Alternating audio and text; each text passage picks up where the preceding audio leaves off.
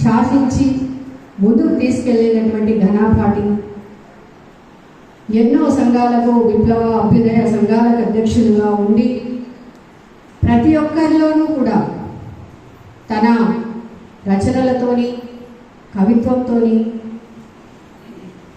ఉత్తేజపరుస్తూ వారిలో మారుమూల దాగున్నటువంటి మన దేశం మీదటువంటి భక్తి కానీ లేదంటే ఏదైనా చేయాలన్నటువంటి తపన ఏదైతే లోపల ఉండిపోయిందో దాన్ని పైకి తీసుకురావడానికి ఆయన తన రచనల ద్వారా చేసినటువంటి కృషి చాలా అద్భుతమైనటువంటి కృషి అయినది.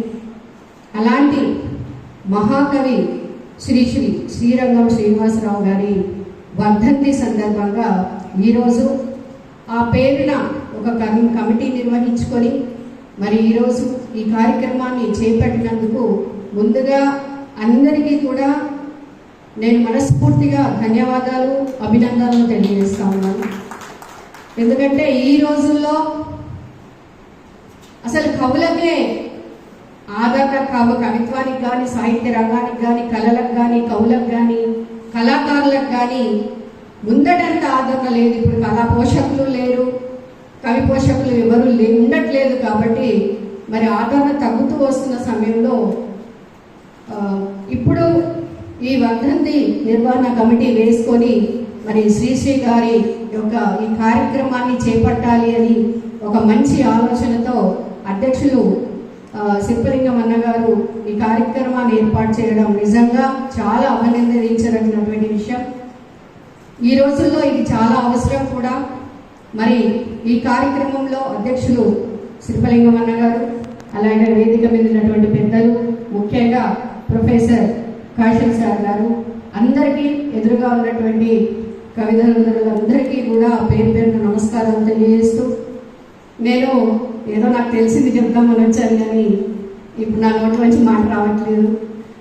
అంత గొప్పగా కాశల్ సార్ గారు చెప్పిన తర్వాత నేను చెప్పడం ఏం బాగోదు, నాకేం అంతగా తెలీదు కూడా. సార్ ముంగట నాకైతే ఏమీ తెలీదు. కాస్త నేను చూసుకొని వచ్చింది చెప్తాం అనుకున్నాను, కానీ సారే చాలా అన్నీ చెప్పేశారు. కాబట్టి నేను అభినందించడం, ధన్యవాదాలు తెలియజేయడం తప్ప ఇంకేం చేయలేను. కానీ సార్ ఒకరు మన దేవేంద్ర గారు ఒక మాట అన్నారు, దేవుడే పంపించారేమో అని. దేవుడు మరో శ్రీ రూపంలో కాశల్ సార్ గారిని పంపించారు. నిజంగా ఎంత అద్భుతంగా మాట తడబడకుండా నిజంగా ఆయనతో కలిసి ఆ రోజుల్లో ఉన్నారేమో, పని చేశారేమో, పక్కనే ఉండి ఆయన ఆవభావాలు గమనించారేమో అని అంత అద్భుతంగా చెప్పడం అనేది ఎవరికి సాధ్యమైనటువంటి పని కాదు. అలా చెప్పగలగాలి అంటే మొత్తం అందులోనే మునిగి తేలాలి, అయితేనే ఆ విధంగా అంత అద్భుతంగా చెప్పగలుగుతాం. సార్ గారికి నేను వచ్చినప్పటికంటే అందరూ అక్కడ కూర్చొని ఫోటోలు దిగుతుంటే నేను మొదటిసారిగా సార్ని చూడడం. నేను అక్కడికి వచ్చాను కానీ బహుశా మీరు చూశానో లేదో నాకైతే గుర్తులేదు.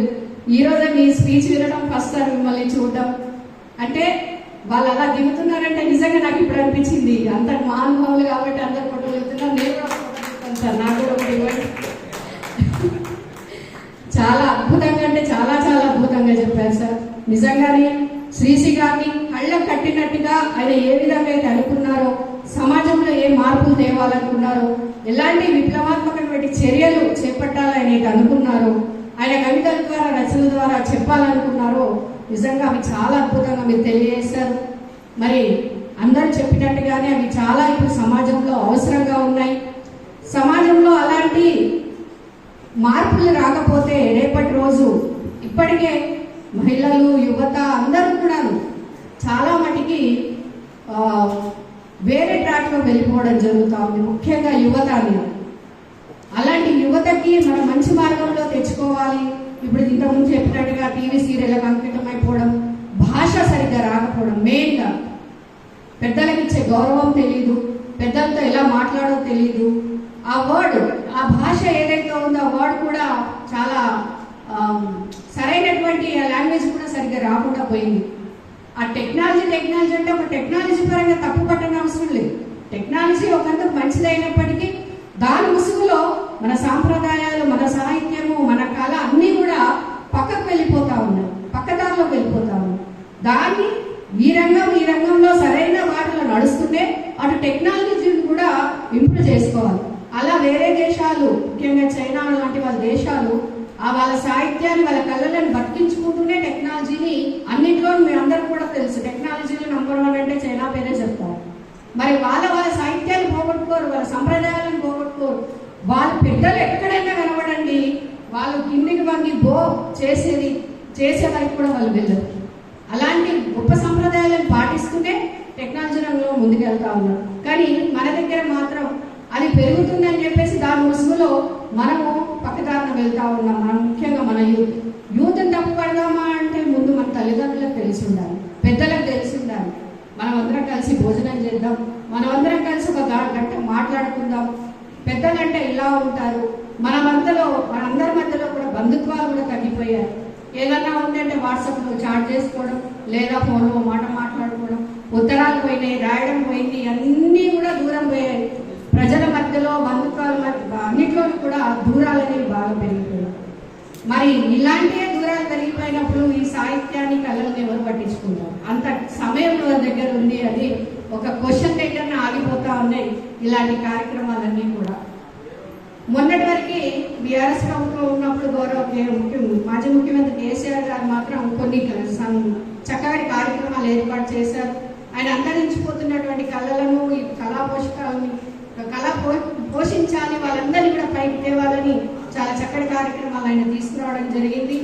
మరి కవులకు కూడా నేను ఎన్నో కార్యక్రమాలు నేనే ముఖ్య అతిథిగా వచ్చి కార్యక్రమాలు నేను నిర్వహించడం కూడా జరిగింది.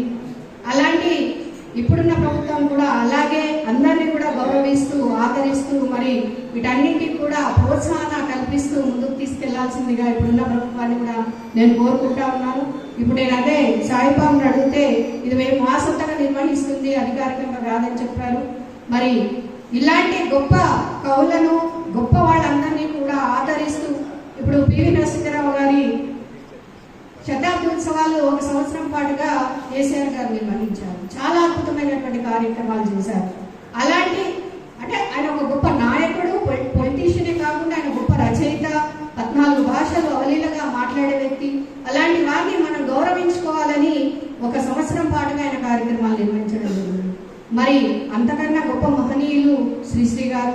మరి ఇలాంటి వాళ్ళని కూడా మనకు అధికారికంగా ఈ కార్యక్రమాలు నిర్వహించుకుంటే ఇంకా అద్భుతంగా చాలా బాగుంటుందని నేను కోరుకుంటా ఉన్నాను. తప్పకుండా ఈ విషయాన్ని పైవరికి కూడా చేరవేసే చిన్న ప్రయత్నం అయితే నా వద్దకు నేను చేశానని తెలియజేస్తూ, మరి ఈ కార్యక్రమాన్ని ఆహ్వానించినందుకు, మరి ప్రొఫెసర్ గారి స్పీచ్ విన్నందుకు నిజంగా నా జన్మ ధన్యమైందని అనుకుంటున్నాను. ఎందుకంటే నేను చాలా దగ్గర మాట్లాడాల్సి ఉంటుంది కాబట్టి ఏదో కొద్దిపాట ఆయన చెప్పిందాను 2 వాక్యాలలో నేను చెప్పలేకపోతానని ఒక ఆనందం నాలో ఉంది. ఆ ఒక ధైర్యం నాకు వచ్చింది. మరొకసారి ఈ కార్యక్రమానికి నిర్వహిస్తున్న ప్రతి ఒక్కరికి కూడా మనస్ఫూర్తిగా ధన్యవాదాలు, అభినందనలు తెలియజేస్తూ ముగిస్తున్నాను. జై తెలంగాణ.